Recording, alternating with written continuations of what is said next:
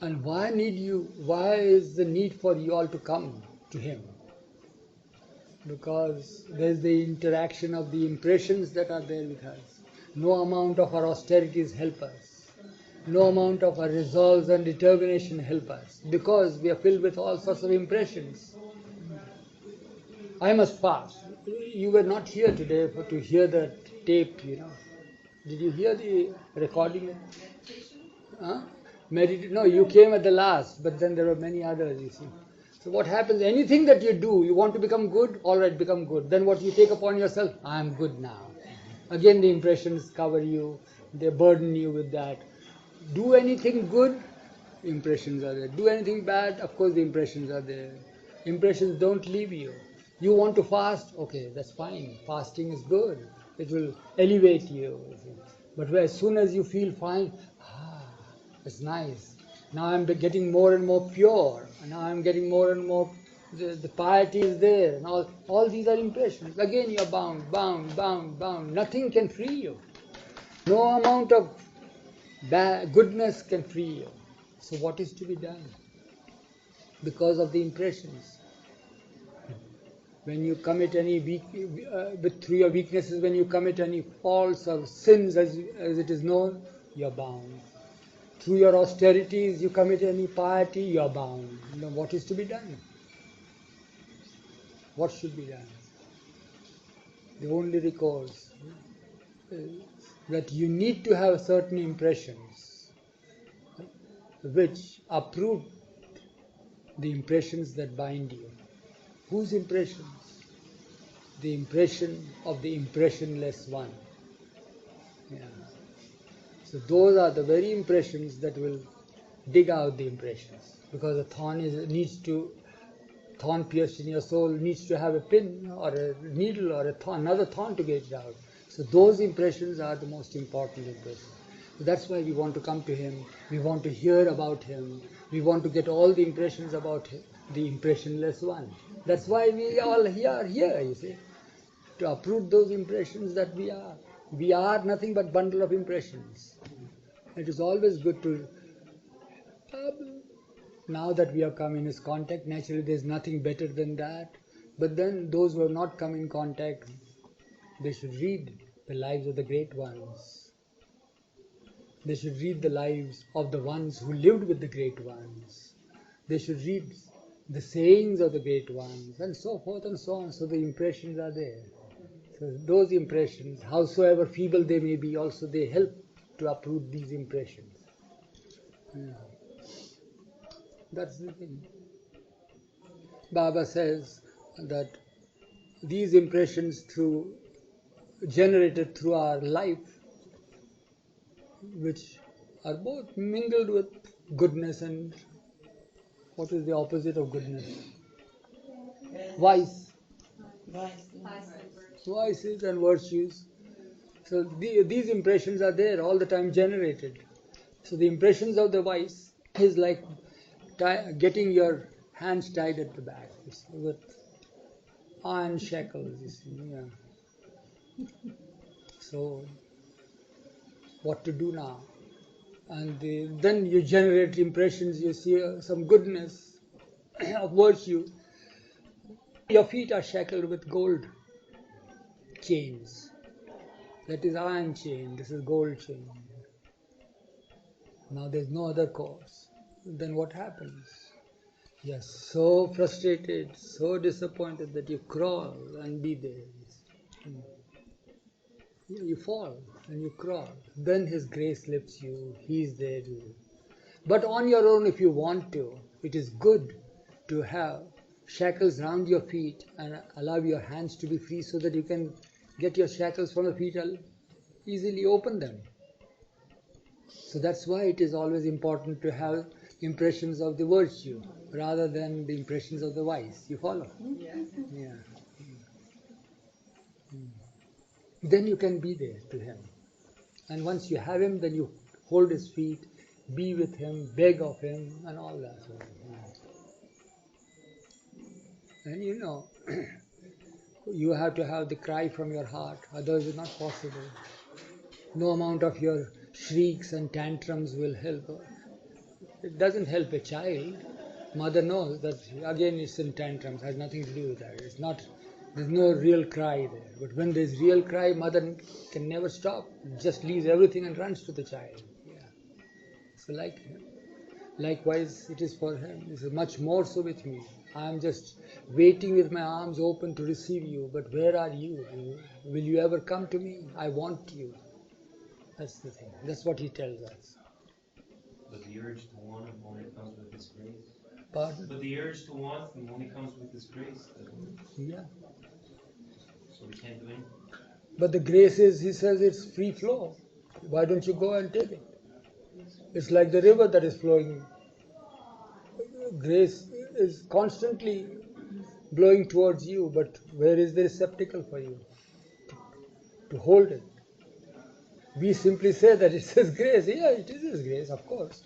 But then who has deprived you of His grace? Who has deprived you? It has a free flow for all. You are at the source of water. If you are not thirsty, will you ever want to go and have water? No, it is said so. You don't drink water when you are not thirsty. Do you drink water when you are not thirsty? No. So what needs, in order to imbibe the grace, you need to have the thirst. The need should be created. And then you'll say, but that is also His grace that we should have the need for it. Yeah, that is also His grace. Then your very being is His grace too. So why not make the use of your very being, which is also His grace, to get the need there in your being. So He has provided for each step that is there. Through His grace He has provided all these things. But we seem to ignore it. That's how it is. He says, look at me, see me. Grace, Baba says, before anything that was created, he says that it sprang out of me was the grace. And because of the grace, the whole thing is sustained. Yeah. Before anything was created, it is the grace that sprang out. So, but we must have the container to hold the grace, to make use of the grace. We have that in us, which we call, that is also His grace, that we don't make use of it. But it's a different type of grace. That is His wrath, not grace, which is also His grace. Yeah.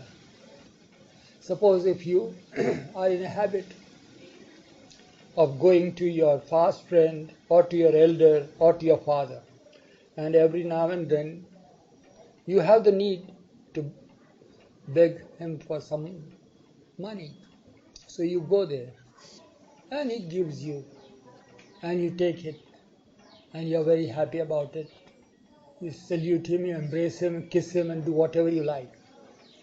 Again after a few weeks you again go to him and he gives you again because you are his own. Again you go there again. Then the father feels that what the heck is this? He's growing up and all that, and every time he comes and I give him and he comes and he feels happy and does, and now he has begun to squander away the grace that I am dispensing him. So he says, get out from here. That is his grace too. Not that he doesn't love you, but what has, get out from here, I don't want to see your face again. Go and stand on your own legs and all that. That is also His grace, that He wants you to stand on your feet, wants you to earn properly and all that sort of thing. You follow? That's how it is. Doesn't that also have something to do with creating thirst? Then it creates the need. Yeah, all this is the creating thirst is that. Yeah, the need. Then you feel the real need. Then you prepare the container to hold the real grace. Why all the situation in the world like that? That creates the need to find out who He is. That's the beginning. Unless and if everything is smooth and smooth sailing and all that, there is no need to find Him out.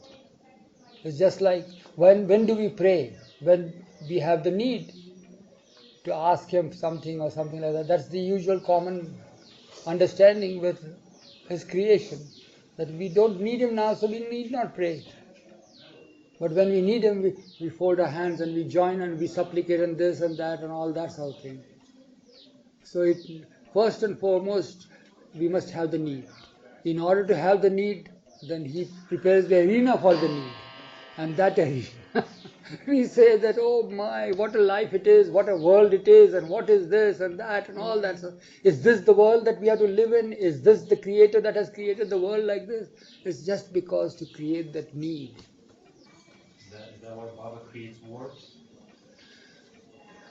Man creates wars, but he creates the circumstances for man to create the war, and that is the need. Yeah, everything. Yeah, it has to happen like that. Hmm. And what was Baba doing during World War II? Well, he was touring all over the places, moving from one place to another place in India. Yeah, he was touring. Yeah. What did he talk? Huh? What did he say about that? About what? About About World War II? World War II. It's a necessity. It was necessary. Yeah, in order to create the need, because so many people died. That those who died, of course, that's gone. But those who lost them, like mothers, fathers, wives, husbands, all these, they feel helpless. You see, when they feel helpless, there is a resurgence of need for something greater, for supplicating Him, remembering Him like that.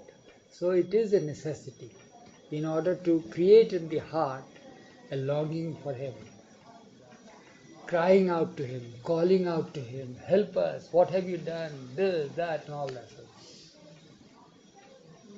So wars play a great part in that, because there is calamity on a wider scale. Same thing with famine and other suffering, we call it. It's the same. It helps us. It is His grace. There's nothing beyond His grace. Everything is His grace. When you are in good health, it's His grace. When you are sick, it's time that you should fall sick now. Why? Because you are in good health and all that, and then you are unmindful of the one who kept you in good health. So you should be reminded that, remember, I am at the back, you see. Don't forget me, don't neglect me.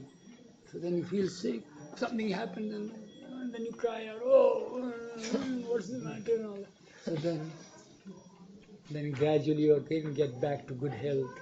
So all this is a part and play of His grace. And the world in that moment needed like a lesson, so. Pardon?